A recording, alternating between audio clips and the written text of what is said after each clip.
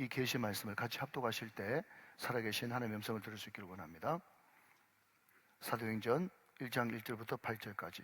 데오빌로여, 내가 먼저 쓴 글에는 무릇 예수께서 행하시며 가르치시를 시작하심부터 그가 택하신 사도들에게 성령으로 명하시고 성천하실 날까지의 일을 기록하였노라.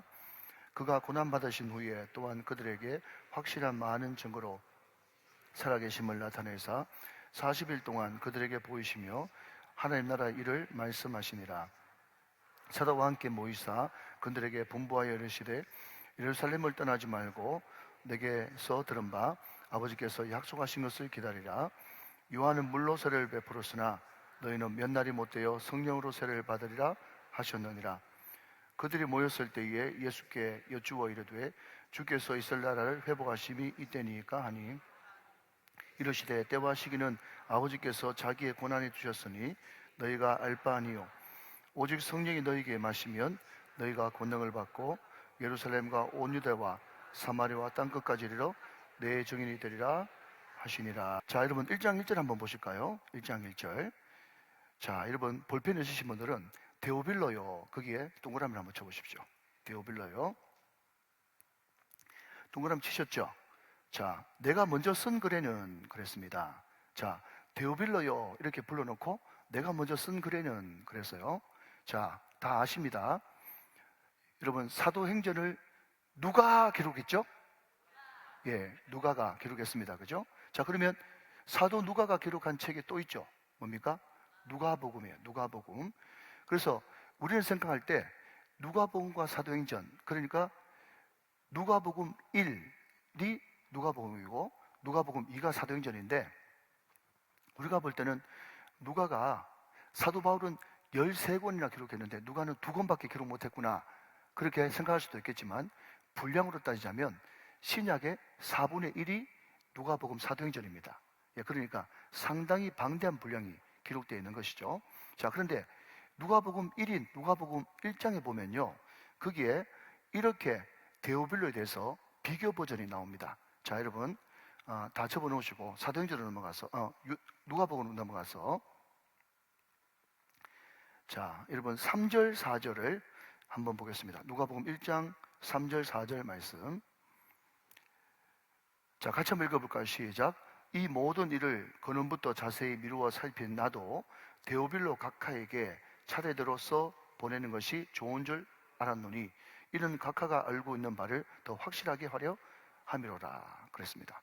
자, 여러분 우리는 군사 독재 시절에 있었습니다. 예, 그래서 우리가 대통령 하면 우리 시절만 해도 대통령님 이렇게 이야기하는 것은 지금도 굉장히 생소하고, 대통령 시작 각하가 우리에게는 더 익숙합니다. 그런데 여러분 아무한테나 각하 붙이는 건 아닙니다. 죄송하지만 경찰서장, 뭐 그냥 소령, 중령, 대령 이 정도 되는 사람한테 각하는 전혀 붙이지 않아요. 그 당시에 최소한 각하라고 하는 이 존칭을 붙일 때는 최소한 총독 이상이에요. 여러분 이것은 전혀 뭐 상관없는 말인데, 옛날 조선시대 때 여러분 도성지 있지 않습니까? 도성지는 대통령, 이제 왕의 비서실장이거든요. 근데 도성지는요 영감입니다. 영감. 존칭이 영감이요. 도성지 영감. 아무리 젊은 나이라도 도성지라고 하는 그런 직책을 가지게 되면, 지금으로 따지자면 차관급인데 도성지가 붙으면 영감이에요. 그런데 영의정, 좌의정, 우의정 같은 정성급은요 대감이에요. 그러니까 대감을 아무한테나 붙이는 게 아닙니다. 아시겠죠? 그러니까 지금 제가 직급 이야기하는 게 아니고, 그러니까 각하라고 하는 이 단어는요 총독 이상에게 붙인 단어입니다. 그리고 데오빌로요라고 했는데 데오는 하나님이고 빌로는 필라델피아, 사랑, 예, 이런 뜻이에요. 그러니까 하나님을 사랑하는 사람, 예, 이런 애칭입니다. 애칭. 그래서 그 당시에 이 각하가 누구냐라고 할 때 뭐 베스도다, 벨릭스다, 뭐 또 다른 클레멘스다, 여러 가지 설이 있습니다만은 아무튼 데오빌로라고 하는 이 단어가 그 사람 이름이기도 하거니와, 많은 더 학자들의 의견은 데오는 하나님, 필로는 사랑이니까 하나님을 사랑하는 사람에게 그 사람이 총독이라고 하는 그런 직급을 가지고 있었던가 봐요. 자, 여러분 우리는 각하는 아니지만 그럼에도 불구하고 하나님 사랑하신 분만 아멘, 아멘이죠. 그러니까 오늘 누가복음도 사도행전도 1차 수신자는 데오빌로라고 하는 한 사람이니까 오늘 하나님을 사랑하는 저와 여러분에게 이 누가복음과 사도행전이 우리에게 주어진 개인의 편지라고 받으셔도 충분히 성경적입니다. 믿으시면 아멘. 자, 그런데 제가 이 데오빌로라고 하는 이름을 서두에 꺼낸 것은 뭔가 하면, 자, 여러분 차이점을 한번 발견해 보세요. 오늘 어떤 단어가, 잠깐만 여러분 잔소리 할게요. 어떤 단어가 나왔을 때 어떤 단어가 똑같은 단어가 쓰인 그런 용례를 보면 그것도 또 포인트 중에 하나고, 또 똑같은 단어가 쓰였는데 또 차이점이 있으면 그것도 또 우리가 주목해야 될 포인트 중에 하나란 말이죠. 자, 여러분 오늘 본문 누가복음 1장 3절에는요 분명히 데오빌로라고 하는 이 각하, 높은 지체 높으신 로마의 고위 관료에게 각하라고 하는 그런 존칭을 붙였어요. 자, 분명히 보셨죠? 자, 그러면 다시 사도행전으로 넘어가서, 자, 사도행전 1장 1절에 보니까 거기에 각하가 있어요, 없어요? 데오빌로요 이렇게 붙였죠.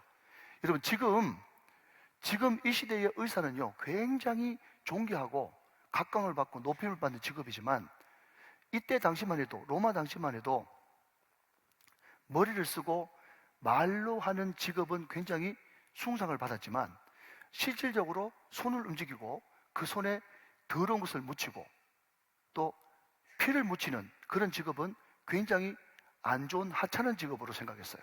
그래서 어떤 사람들은요 이 누가라고 하는 이 의사가 데오빌로라고 하는 그 총독 밑에 노예 내지는 하인이 아니었나.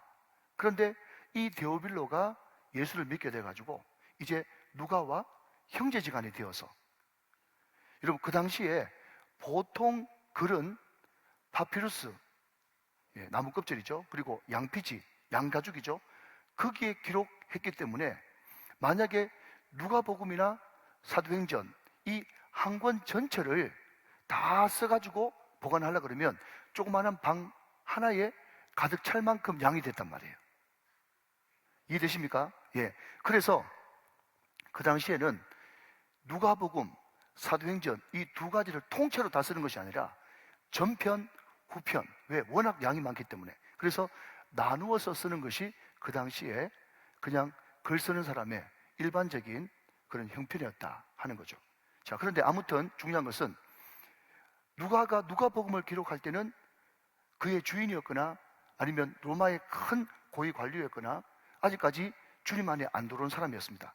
그런데 이 사람이 교회에 대해서, 주님에 대해서 관심을 가지고, 그래서 이 사람 한 사람을 구원하기 위해서 누가가 긴 장편의 글을 썼습니다. 그런데 놀라운 것은요, 어떤 학자들 이야기를 들어보니까 누가복음하고 사도행전하고 이 두 개를 합치면 어느 정도 분량이 되는가 하면요, 여러분 혹시 조선일보 아세요? 예. 경향신문 아세요? 예. 국민일보 아세요? 여러분 우리가 신문 오면은 말이죠, 뭐 많게는 뭐 수면이 되지 않습니까? 그런데 어떤 학자는 이야기하기를 누가복음, 사도행전이 아무것도 아닌 것 같아도 그 두 개를 다 합치니까 일간지 신문 전체 분량보다 조금 더 많은 거예요. 무슨 이야기입니까? 지금 누가가, 사도행전이, 그죠? 1차 수신자가 누구라고요? 데오빌로라고 하는 한 영혼이란 말이에요. 한 영혼. 그 영혼을 구원하고 그 영혼에게 예수님의 복음을 전해주고 또 예수님의 하신 행적을 전해주기 위해서 편지를 쓰는데, 그 편지 분량이 어느 정도 된다고요? 신문 전체 분량하고 똑같이 될 만큼 한 영혼에 대한 엄청난 사랑이 누가복음과 사도행전의 그 분량에서 이미 결정나 있다는 거죠. 자, 여러분 이제 우리는 새벽에는 인사를 잘 안 하지만 저녁에는 가끔씩 인사를 해야 됩니다. 자, 인사 시간 돌아왔습니다. 옆에 분들에게 이렇게 한번 물어보시죠. 한 영혼을 위해서 편지를 씁시다. 시작. 한 영혼을 위해서 편지를 씁시다. 얼만큼 편지를 쓸까요? 신문 분량만큼 씁시다. 시작. 신문 분량만큼 씁시다. 여러분 이게 누가가 한 영혼을 향한 뜨거운 마음이었어요. 자, 그런데 열매가 없다 그러면 참 기가 막힐 텐데, 누가가 처음 했을 때 누가복음에는 데오빌로 각하여 하면서 그 영혼을 굉장히 존귀하게 또 굉장히 어렵게 그 영혼에게 편지를 썼는데, 근데 사도행전 1장 1절에 보니까 그 데오빌로 각하가 호칭이 뭐로 변했어요? 데오빌로요 하면서 형제에게 하는 호칭으로 변했거든요. 자, 여기서 우리는 뭘 알 수 있죠? 지금 데오빌로가 그 누가의 편지를 받고 예수를 믿었다 안 믿었다? 믿었다. 주 안에서 같은 형제가 되었다 라는 것을 우리가 이 호칭에서도 발견할 수 있단 말이죠.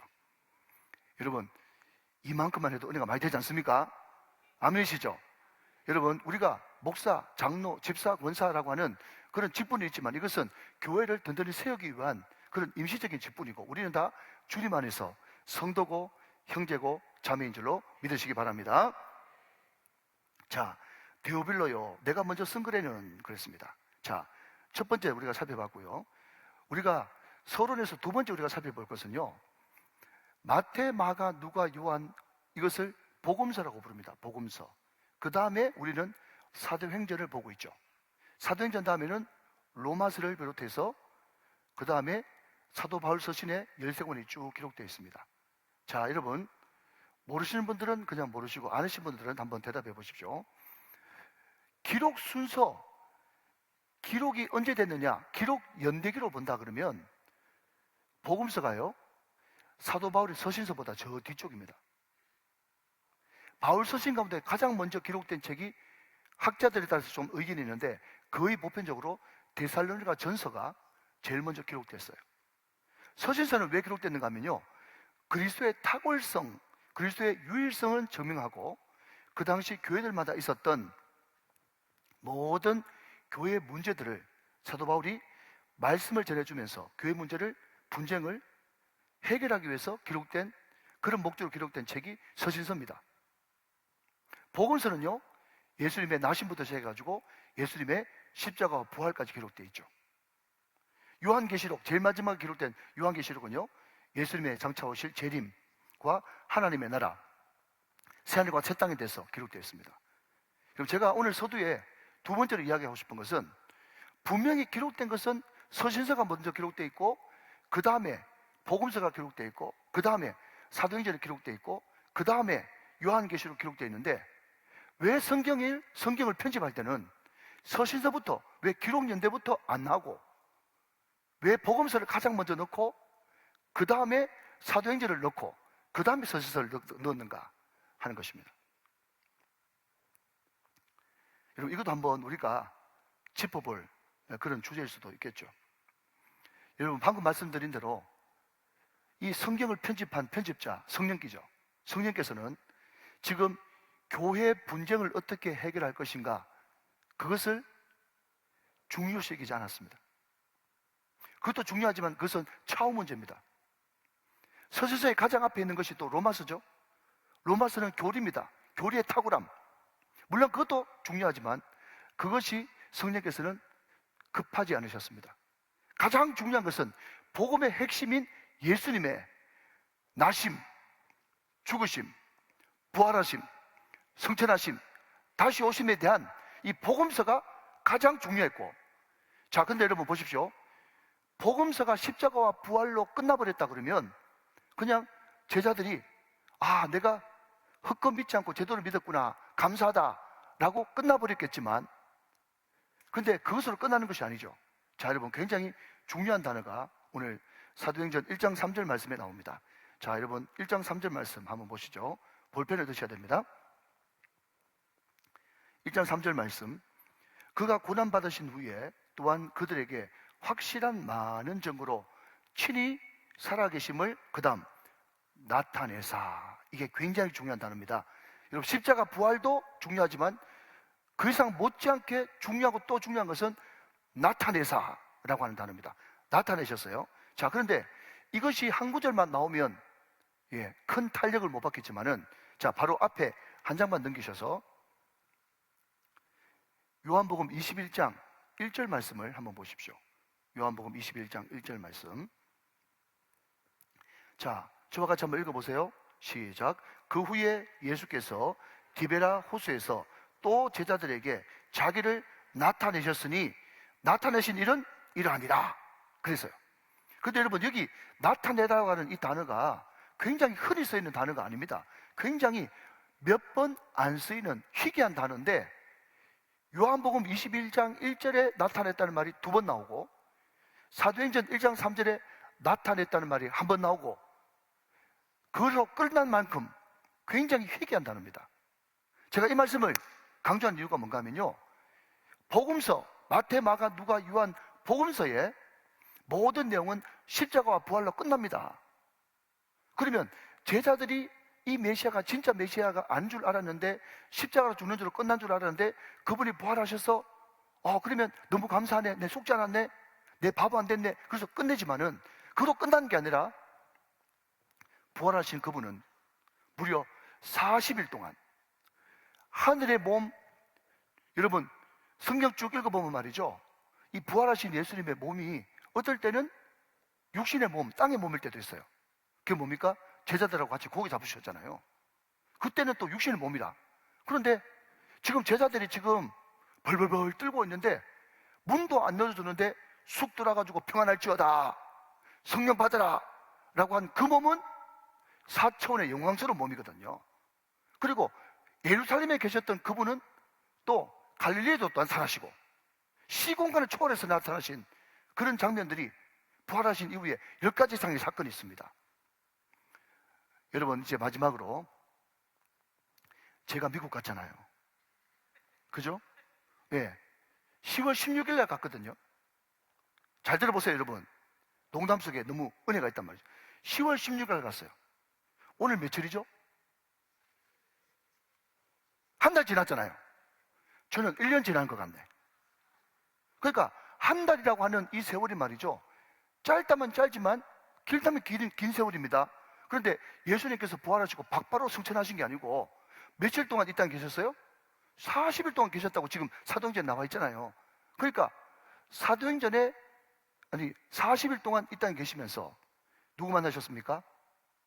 12제자 만나시고 또 70의 형제 만나시고 그리고 500의 형제들에게 일시에 나타나셔서 자기의 부활을 나타내셨어요.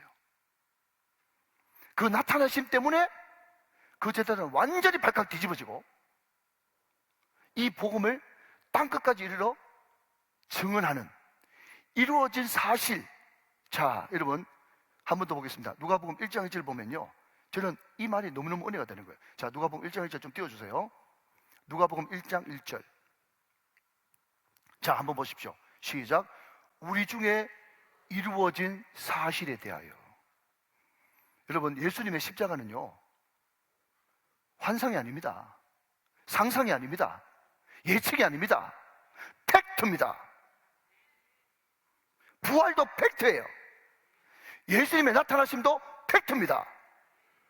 이 이루어진 사실, 여러분, 우리 여성 동지들한테 대단히 죄송하지만은 이 당시는요, 예수님이 나타나셔가지고 여자들한테 100명에게 다 보여가지고 100명이 다 나 예수님 만났다, 나타나신 예수님 만났다 그래도 증거 채택 안 됩니다.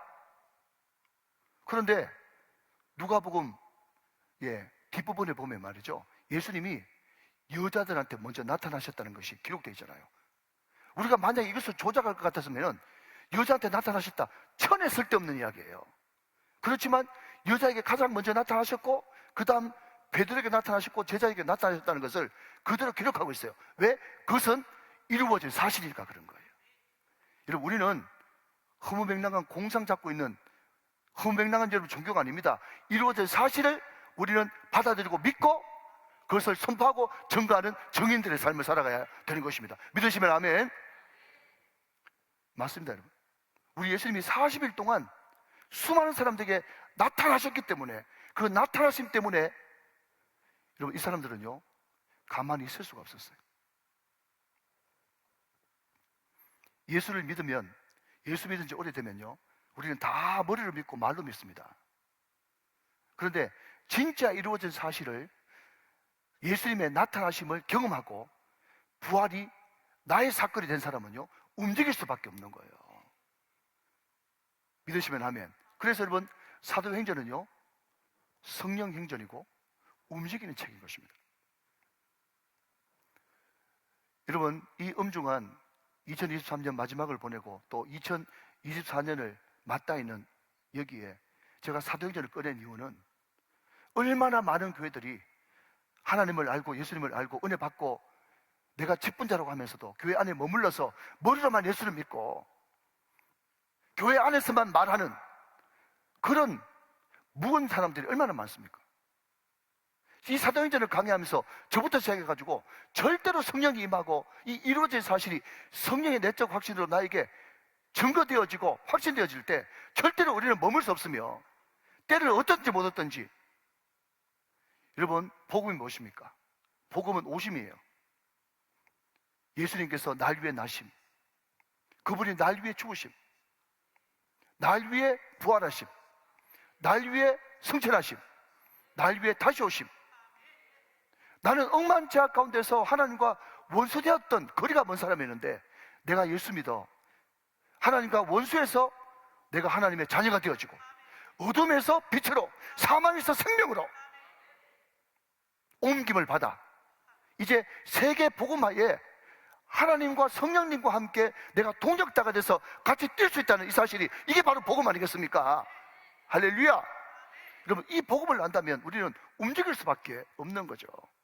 사랑하는 여러분, 40일 동안 우리 예수님께서 제자들에게 나타나셔서 딱 2개 제자들한테 부탁한 말씀이 있다면요, 하나는 성령 받아라, 하나는 제자 삼아라입니다. 여러분, 제 옛날에 그 목회할 때 제 제자들 가운데 성제가 많았어요. 박성재, 김성재, 성제가 많았거든요. 여러분, 성하고 아이가 아니라 어이, 성제. 자, 여러분, 우리 예수님께서 부활하시고 난 다음에 나타나셔서 제자들에게 부탁하신 거 딱 2가지입니다. 뭐라고요? 성제예요, 성제. 성, 뭐죠? 성령 받으라. 2번째, 제자 삼으라. 이게 여러분 사도행전의 전부예요.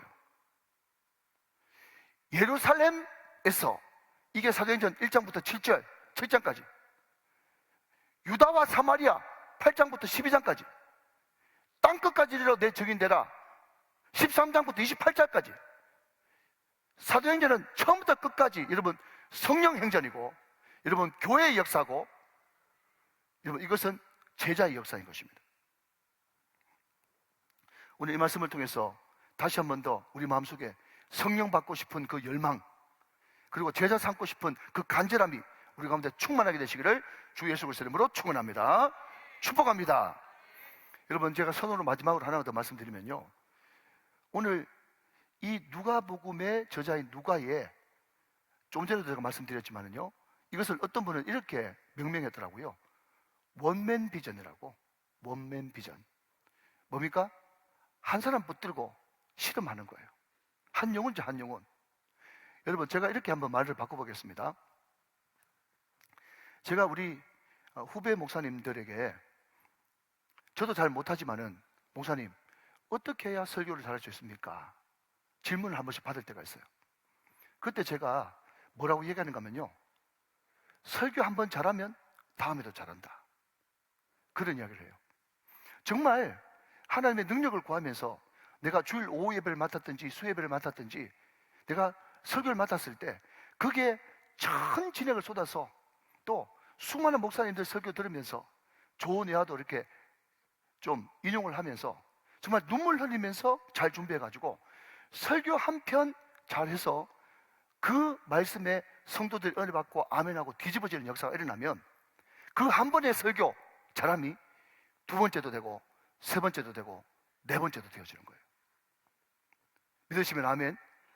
여러분, 이것을 전도로 바꾸면요, 한 영혼에게 정말 내 열정과 모든 것을 쏟아부어가지고 한 영혼 전도해내면 온 세상 다 전도할 수 있는 능력이 생길 줄로 믿으시기 바랍니다.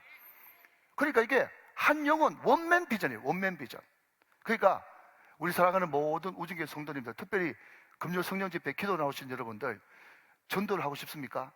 여러 사람 산발탄 날리지 마시고, 정말 우리 이민선 목사님께서, 그죠? 그냥 돈이 없어가지고 지하철 그 처자가 말이죠, 지갑을 안 가져와가지고 밑으로 막 기어 들어가가지고 막 뛰어탔다고 그러지 않습니까? 그 한 영혼 구하기 위해서.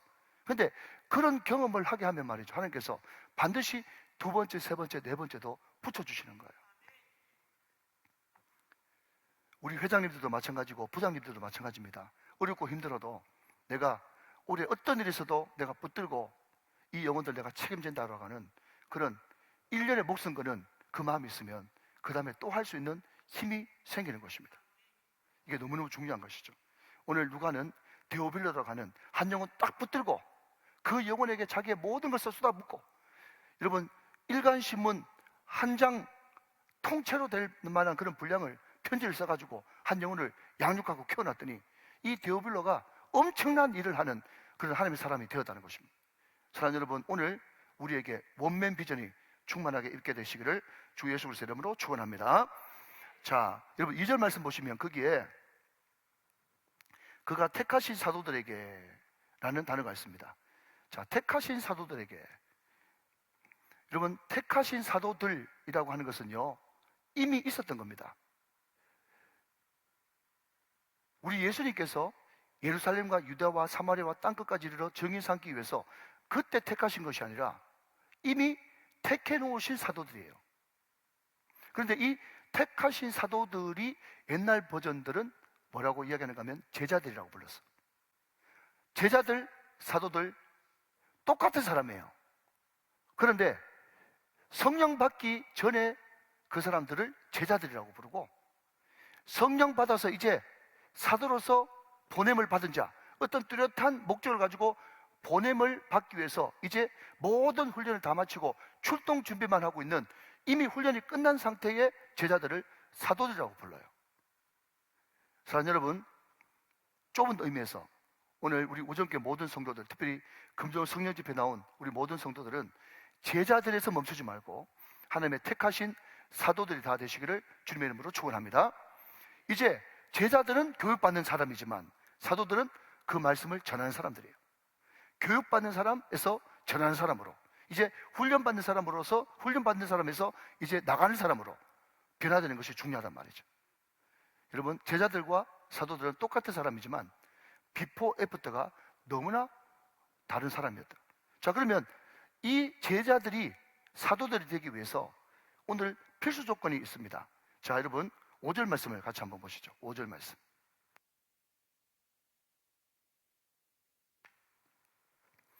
요한은 물로 세례를 베풀었으나 너희는 몇 날이 못되어 성령으로, 시작, 세례를 받으리라.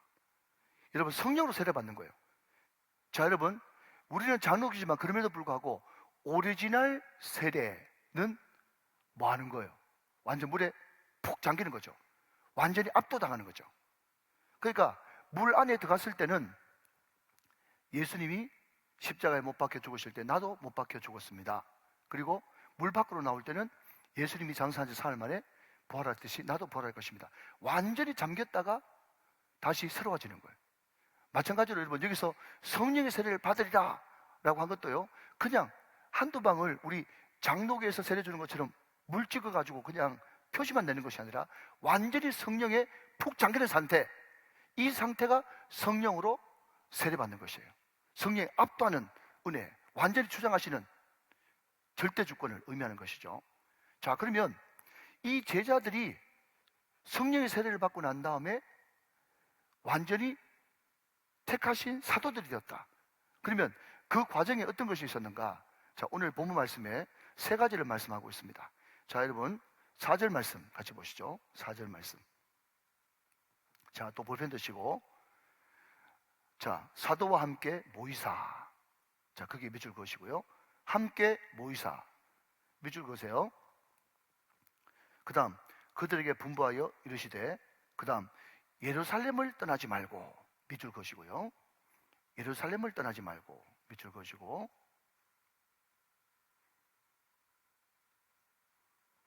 우리 차현숙 권사님, 우리 손녀 잘 있는데 자꾸 손녀 찝찝거리지 마세요. 네. 권사님은 은혜 받으세요. 잘 있는데 왜 그래요? 자, 그 다음 내게서 들은 바 아버지께서, 그 다음 아버지께서 약속하신 것을 기다리라. 그게 밑줄 그으십시오. 여러분, 이것이 제자들이 성령 세례를 받고 택하신 사도들이 된 과정입니다. 하나님의 말씀은 어제나 오늘이나 영원토록 독이란 말씀인 줄로 믿으시면 아멘 하시기 바랍니다. 여러분, 오늘도 우리가 성령 받으러 오셨죠? 우리가 여러분 성령 받아서 제자 삼으려고 이 자리에 오셨죠? 이것이 여러분 사도들에게 주어지는 명령이니까 말이죠. 여러분, 우리가 성령을 받는데 성령도 구체적으로 뭐냐면 성령 세례입니다. 자, 여러분, 제가 오늘 성령 세례에 대해서 좀 알아보려고 하는데 각 교파들마다 이렇게 좀 차이가 있어요. 그런데 어떤 교파들을 이야기하기를 우리가 성령 세례 받고 예수를 구세주와 주님으로 믿었습니다. 그러면서 누구든지 성령이 아니고는 예수님을 주라고 하실 수 없다라고 하는 성경 구절을 갖다 대요. 맞아요, 여러분. 우리가 예수 믿을 때 성령 세례 받았어요.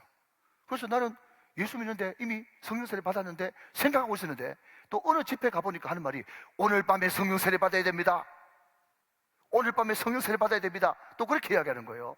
그러면 이 앞에 있는 성령 세례는 뭐고 그 뒤에 있는 성령 세례는 뭔지. 그래서 성령 세례 달라고 또 막 기도했는데 일주일 뒤에 또 다른 목사님 설교를 들어보니까 성령 세례를 날마다 받아야 된다는 거예요. 날마다. 자, 그래서 여러분 오늘 다 아시는 분도 있고 모르시는 분도 계시지만 이 성령 세례를 오늘 좀 정리를 좀 뒷부분에 초점을 한번 맞춰볼까 싶어요. 자, 먼저 이 제자들이 사도들이 되기 위해서는요, 성령 세례를 받았는데 성령 세례를 받는 조건 세 가지는요, 첫 번째는 함께 모이는 것입니다.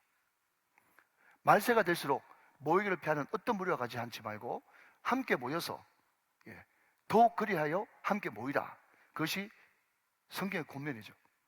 여러분, 항상 성령 세례를 받을 때는요, 기독교 역사도 마찬가지고 교회 역사도 마찬가지고 성경에도 다 같이 모였을 때 거기에 성령이 임했지, 성령이 찾아오셔가지고 야 베드로야 너 따로 좀 나온다. 우리 어릴 때 말이죠, 우리 할아버지 할머니가 마시는 건 하나밖에 없고 거기에 막 가족들 버글버글 하니까 통일아 나온다, 통일아 나온다 그래가지고 종한테만 이렇게 마시는 거 주고 그런 분이 아니란 말이죠.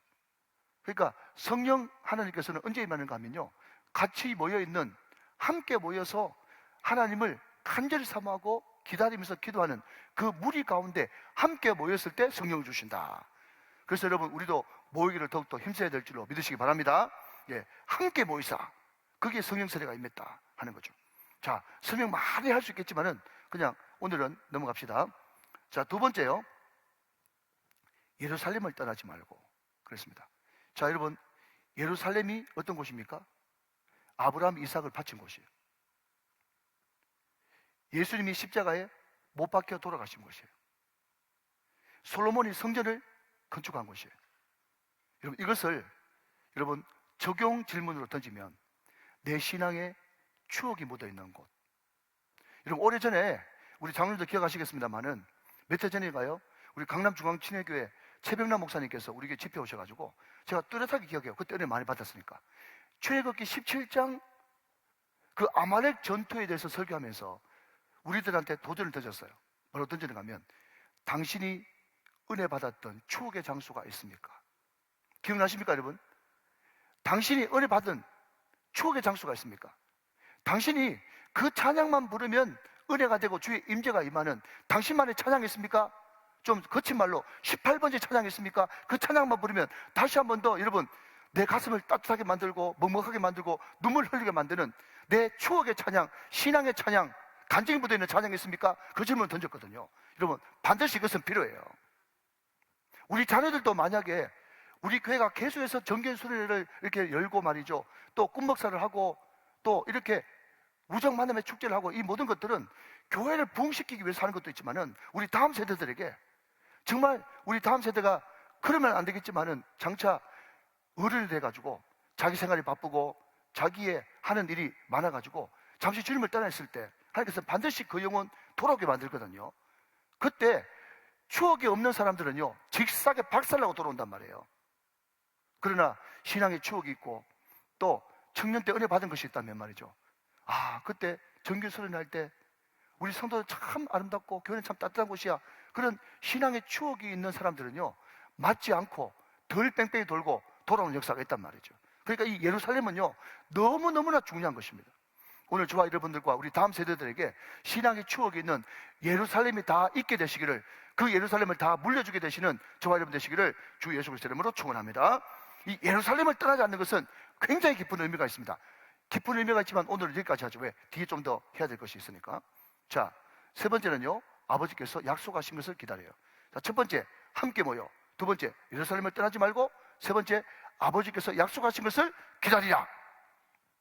여러분, 성령은 탈취하는 것이 아닙니다. 성령은 뺏어내는 것이 아니에요.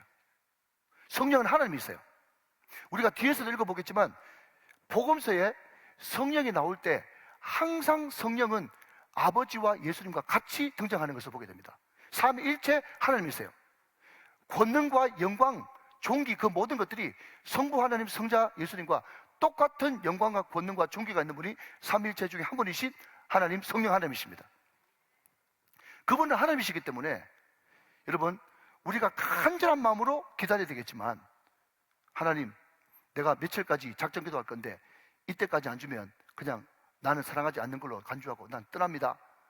굉장히 경솔한 태도고 경박한 태도고 못돼 먹은 태도인 거죠. 자, 여러분, 한번 따라하시면 좋겠습니다. 간절함은 필요하지만, 시작. 조급함은 안 됩니다. 시작. 조급하면 안 됩니다. 이게 또 굉장히 평범하지만 비범한 말입니다. 우리가 성령 받을 때 기본적으로 여러분, 성령은 하나님의 은혜를 주신 거지만 그 통로가 기도예요. 그래서 기도라고 하는 통로의 가장 ABC, 가장 기초는 간절함입니다. 아멘. 기도는 간절함이에요. 이것은 거의 동전의 양면과도 같습니다. 그래서 간절히 기도하고 사모하면서 기도하고 절박하게 기도하고 하나님의 뜻을 우리가 찾으면서 기도할 때 주님께서는 그 기도를 기뻐하시죠. 그것은 반드시 필요해요. 그렇지만 여러분, 간절함과 조급함은 엄연히 다른 것입니다. 조급함은요, 누가 주체입니까? 내가 주체입니다. 간절함은 누가 주체입니까? 주님이 주체인 거예요. 아버지께서 약속하신 것을 기다려야 됩니다. 언제까지? 응답 받을 때까지, 그분이 오실 때까지, 그분이 부어주실 때까지. 그래서 우리가 지금 제자로 훈련받고 있는데, 우리가 이 마지막 때에 정말 하나님께서 택하신 사도, 보내심을 받은 자가 되기 위해서는 성령 세례, 성령 충만함을 받아야 되는데, 성령 충만을 어떻게 받을까요? 첫 번째, 함께 모여라. 두 번째, 예루살렘을 떠나지 말아라. 세 번째, 아버지의 약속하신 것을 기다리라. 성경대로 믿고 성경대로 은혜 받으시기를 주님의 이름으로 축원합니다. 자, 그러면 여러분, 한 걸음 더 나가서, 그러면 성령 세례를 받으면 우리에게 어떤 변화가 일어납니까? 라고 물으신다면, 첫 번째는요, 구원의 확신이 찾아옵니다. 다시 한번요, 성령이 아니고는 예수를 주라고 시인할 자가 없습니다. 내가 진짜 그냥 배워서 하는 것 말고 진짜 마음속에서 우러나오는 아버지, 주여 라는 이 고백은요, 그 사람이 반드시 지금 성령 받았다고 하는 증거고, 그 사람 가운데 구원의 확신이 있는 것입니다. 여러분, 제가 오래전에 그 제자훈련 세미나를 갔다가 옥하는 목사님 직접 간증을 들었는데, 사랑의 교회가 상가교에서 시작해가지고 얼마 안 될 때, 그때 굉장히 똑똑하게 보이는 한 분이 찾아왔어요. 근데 그분은 나이도 지긋하시고 고위 관료시고 사회적으로 등망이 높으신, 이름만 대면 알 수 있는 그런 분이세요. 그런데 이분이 워낙 기본적으로 인성이 좋고 배운 것이 많고 또 체면이 있기 때문에 교회에서 열심히 사역하는데, 뭔가 목사님이 그분을 볼 때마다 이거는 뭔가 아닌데 싶은 그런 마음이 드는 거예요. 목회자들한테는 목회자들에게만 주는 그런 감각이 있거든요. 여러분, 목회자를 우습게 보지 마십시오. 감이 있어요, 감이. 예. 딱 보니까 감이 있는데, 이게 어떤 감인가 하면 저 사람 구원 못 받은 사람 같은 거예요. 열심히 뭔가를 하긴 하는데 항상 결정적으로는 세상적이고 뭔가 중심이 자아를 못 벗어난 그런 사람들, 여러분도 보셨죠? 굉장히 점잖은 사람인데. 그래서 목사님이 큰 결단을 하고 준비 기도를 하고 난 다음에 그 집에 신방을 갔어요. 신방을 가는데 그 집에 부인 되는 분이 말이죠, 목사님 하면서 너무 반기는데, 목사님이 반갑게 인사하고 난 다음에 그 여집사님한테 이렇게 이야기합니다. 집사님, 내가 방문 열고 나올 때까지 방문을 두드리거나 방문을 열거나 하지 말고 절대로 방해하지 마십시오 하면서 그 부인은 딱 물려놓고 방에 그분하고 둘이 딱 들어가가지고 목사님이 뒤에 들어가서 문을 딱 잠그니까 따다닥 거리잖아요. 그러니까 얼마나 무섭겠어요. 담임 목사님 문을 딱 걸어 잠그니까 이분이 그냥 파랗게 질려가지고 목사님 무슨 일이십니까? 하면서 막 무슨 말 하고 싶어가지고 왔는지 싶어가지고 벌벌 떨고 있는데 목사님이 그냥 편안한 얼굴로 집사님, 제가 오늘 정말 중요한 이야기를 하고 싶어서 귀한 책 하나를 가져왔는데 저하고 같이 좀 읽으면서 잠시 공부 좀 합시다 하면서 CCC의 사행리를 꺼내가지고 차분하게 1월부터 시작해서 4월까지 다 읽고 마지막 영접 기도를 딱 했는데 눈을 뜨고 보니까 이분이 눈물을 줄줄 흘리는데, 눈물을 흘리는데 이상한 것은요, 얼굴이 환한 거예요. 그러면서 목사님이 뭐라고 하지도 않았는데 자기 입으로 뭐라고 얘기하는가 하면 나는 이때까지 구원 못 받았었네요, 그렇게 이야기하는 거예요. 여러분, 우리가 정말 진지하게 저부터 시작해가지고 정말 진지하게 때로는 원색적인 복음 전도지를 내가 읽어보고 내가 정말 구원의 확신이 있고 내가 정말 지금 죽어도 천국 갈 확신이 있는가, 그것을 점검해야 됩니다. 왜? 이게 가장 첫 단추고 가장 기초니까. 이게 여러분 담보 안 되면 우리가 어떻게 하겠어요, 나중에. 다시 원점으로 돌아가서 성령이 우리에게 임하시고 성령 세례가 우리에게 임하면 첫 번째 나타나는 현상이 내가 곧 죽어도 천국 백성이 되었다고 하는, 하나님의 자녀가 되었다고 하는 구원의 확신이 내 가운데 내적 확신으로 뜨겁게 임하는 것을 보게 되는 것입니다. 오늘 성령 세례 받음으로써 여러분의 구원이 흔들흔들하는 것이 아니라 어떤 순간에도 여러분 주의 보혈을 의지하여서 새로운 살길을 내주신 그 주님의 보좌 앞에 담대히 나올 수 있는 믿음의 사람 다 되시기를 주 예수 그리스도의 이름으로 축원합니다. 자, 두 번째, 여러분 성령 세례를 받게 되면 인격의 변화가 찾아옵니다. 인격의 변화가 찾아와요. 여러분 성령의 9가지 열매, 시작. 사랑과 희락과 화평과 오래 참음과 자비와 양선과 충성, 온유, 절제. 여러분 이것을 성령께서 우리 가운데 성령 세례를 부어주실 때 우리 가운데 흩뿌려 놓은 거예요. 여러분 성령으로 말미암아 오직 성령의 열매는 9가지 열매인 줄로 믿으시기 바랍니다. 그러니까 여러분이 구원의 확신이 있고 여러분 성령이 내 안에 계시다는 것을 확신한다면 우리 가운데 이 9가지 열매가 뿌려져 있다는 것을 고백해야 되는 거예요. 그런데 그 새싹처럼 뿌려진 그 열매에다가 우리가 계속해서 말씀을 또 기도 또 전도라고 하는 또 찬양이라고 하는 감사라고 하는 그 찬양분을 주지 않으면 우리는 계속 어린 상태에서 머물고 있고 마는 것입니다. 여러분 제가 자주 했던 말이 뭔가 하면 사희와 오자양 충원절, 이 성령의 9가지 열매, 이것을 제가 제자 훈련할 때마다 시험지를 한 장 내주고, 자, 세로 그래프를 그리세요. 가로 그래프를 그리세요. 여기에 사희와 오자양 충원절 9가지 성령의 열매를 기록해 보세요. 다시 한번 더 시작. 사랑과 희락과 화평과 오래 참음과 자비와 양선과 충성, 온유, 절제라고 적고 여기에 20, 40, 60, 80, 100이라고 적으세요. 자, 그리고 너무 깊이 생각하지 말고, 너무 깊이 생각하면 또 자기 애가 발동해가지고 지금 나는 한 40점밖에 안 되는데 난 앞으로 더 힘쓸 거야 그래가지고 60점, 80점 줄 수 있으니까 그렇게 하지 말고 그냥 1분 안에 이 9가지 전체를, 사랑은 얼마, 희락은 얼마, 화평은 얼마, 오래 참음은 얼마, 자비는 얼마, 양선은 얼마, 충성, 온유, 절제는 얼마 해가지고 점을 딱딱딱딱딱딱 1분 안에 찍으세요. 그리고 그 모든 것들을 다 연결시켜 보세요. 제가 그런 숙제를 주거든요. 자, 그러면 여러분, 그리고 나서 우리 제자들한테 뭐라고 이야기하는가 하면 이 성령의 9가지 열매 가운데 제일 점수 높은 것은 몇 점이고 제일 점수 낮은 것은 몇 점입니까? 이렇게 물어봐요. 그러면 어떤 사람들마다 다 달라요.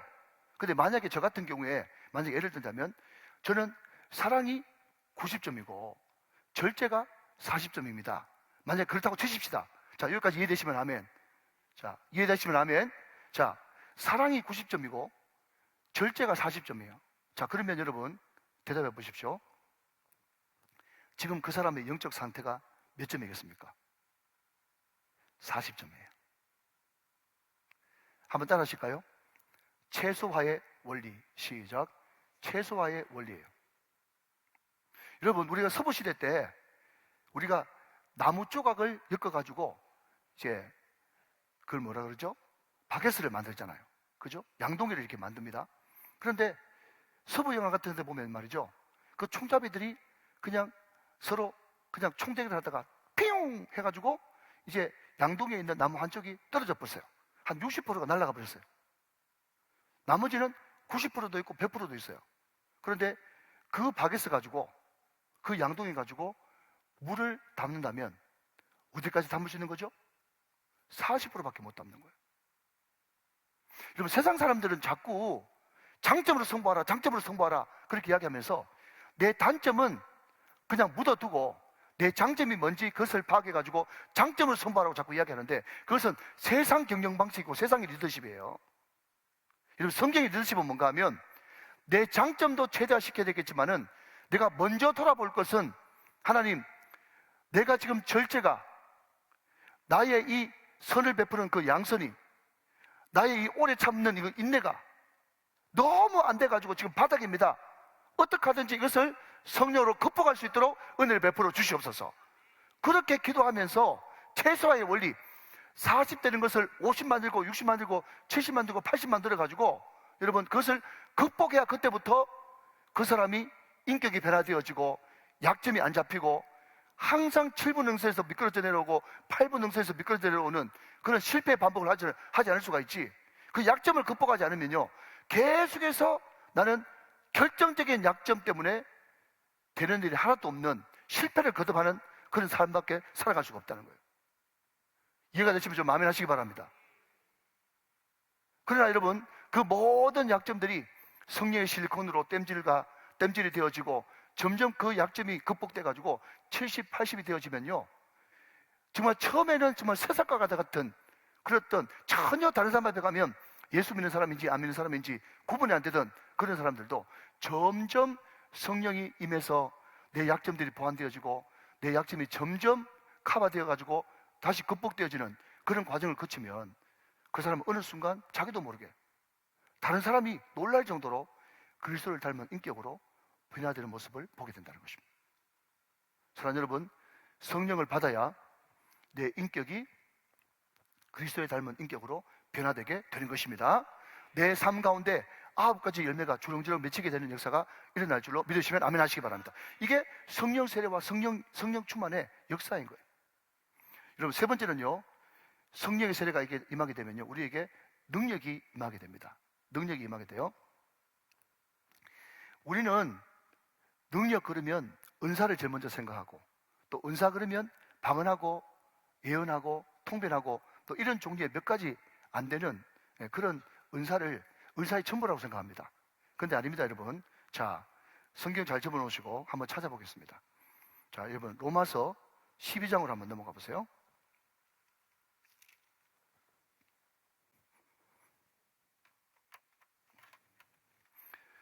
처음에 설교하러 올라올 때는 좀 추웠는데 성령이 임하시니까 덥네요. 자, 로마서 12장 보시고요. 자, 얼마나 다양한 은사가 있는지 한번 봅시다. 자, 6절부터 8절까지 한번 보겠습니다. 6절부터 8절까지만. 자, 같이 한번 읽어보세요. 시작. 우리에게 주신 은혜대로 받은 은사가 각각 다르니 혹 예언이면 믿음의 분수대로, 혹 섬기는 일이면 섬기는 일로, 혹 가르치는 자면 가르치는 일로, 혹 위로하는 자면 위로하는 일로, 구제하는 자는 성실함으로, 다스리는 자는 부지런함으로, 긍휼을 베푸는 자는 즐거움으로 할 것이니라. 그랬습니다. 자, 우리가 여러분 고린도전서를 보면요, 12장도 은사장이에요. 14장도 은사장이에요. 13장은 사랑장이에요. 사랑장. 그러니까 12장도 은사, 14장도 은사, 13장은 사랑장. 그러니까 여러분, 은사 중에 최고의 은사는 뭐예요? 사랑입니다. 자, 왜 여러분 14, 12, 14, 13이라고 이야기했는가 하면, 이스라엘 사람들은요, 문학적인 표현 기법 가운데 중간에 있는 것이 가장 귀한 것이에요. 자, 이것을 다른 말로 바꾸면 모세 오경을 보면요, 창출 레미신입니다. 그죠? 창세기, 출애굽기, 레위기, 민수기, 신명기예요. 자, 모세 오경이에요. 다 중요하지만, 그러나 그럼에도 불구하고 이스라엘 문화상 가장 중요한 책은 가운데 있는 책입니다. 이게 이스라엘 문화예요. 아시겠죠? 자, 여러분, 모세오경 가운데 있는 책이 뭐예요? 레위기잖아요. 예배에 대한 책이지 않습니까? 그 예배가 중요한 거예요.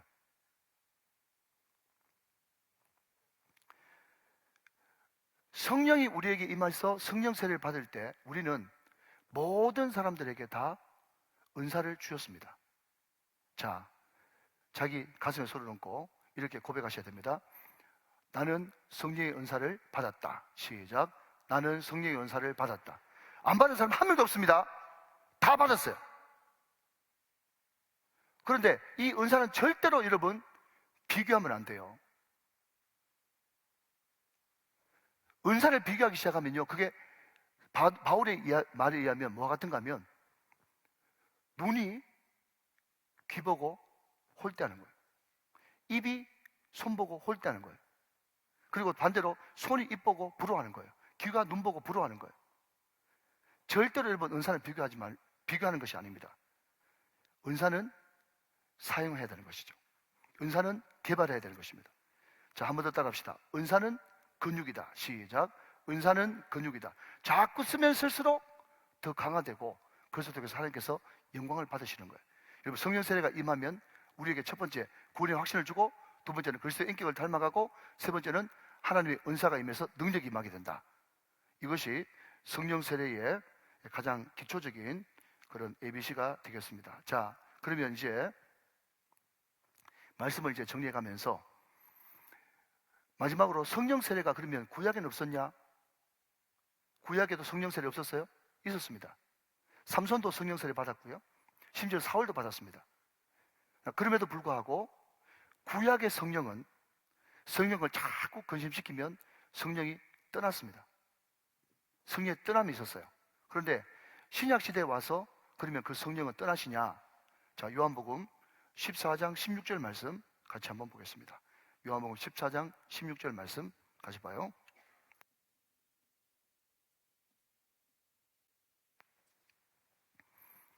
하나님의 말씀입니다. 같이 읽습니다. 시작. 내가 아버지께 구하겠으니 그가 또 다른 보혜사를 너희에게 주사 영원토록 너희와 함께 있게 하리니. 믿으십니까? 네.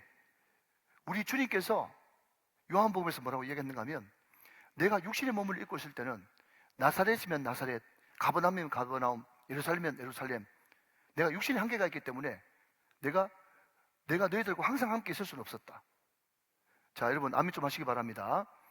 오늘 이곳에 성령께서 임하여 계십니다. 지금 금요 성령 집회하는 모든 교회 가운데도 성령이 동일하게 계십니다. 여러분, 이것이 보혜사 성령이 오신 큰 유익이고 장점이라는 거예요. 우리 예수님이 오늘 이곳에 계시다 그러면 저곳에 계실 수 없어요.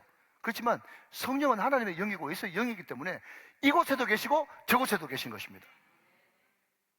그리고 그분은 우리를 떠나지 않고 영원히 함께 하시는 분이십니다.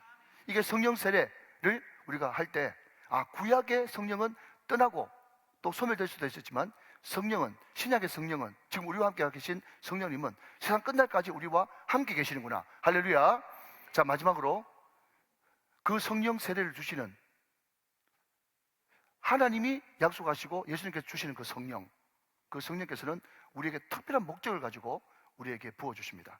자, 마지막으로 요한복음 20장 21절과 22절 말씀 보겠습니다. 요한복음 20장. 자, 같이 한번 읽어봅니다. 앞을 보시면서 시작.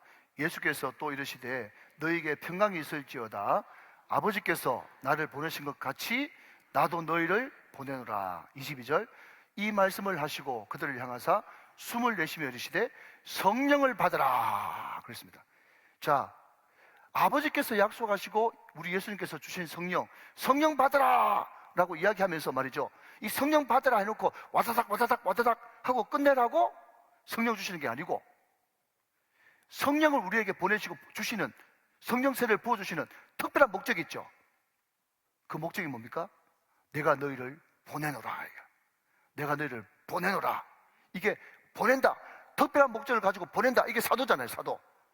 자, 여러분, 오늘 이 요한복음 20장 21절 22절 말씀이 이제 사도행전 1장 8절로 넘어와서 같은 맥락이 되어지는 거죠. 자, 마지막으로 사도행전 1장 8절 읽고 마칩니다. 사도행전 1장 8절 다 하실 말씀 시작. 오직 성령이 너희에게 임하시면 너희가 권능을 받고 예루살렘과 온 유대와 사마리아와 땅끝까지 이르러 내 증인이 되리라 하시니라. 자, 좀 떼어놓으십시오. 여러분, 여기 권능, 헬라어로 디나미스, 여기 디나미스에서 영어에 뭐가 나오는가 하면 다이나마이트가 나왔죠. 여러분, 성령이 임하면요, 내 과거에 가지고 있는 모든 선뿌리와 아픔, 내 선입견, 편견, 이 모든 것들이 박살내버리십니다. 이게 성령의 권능이에요.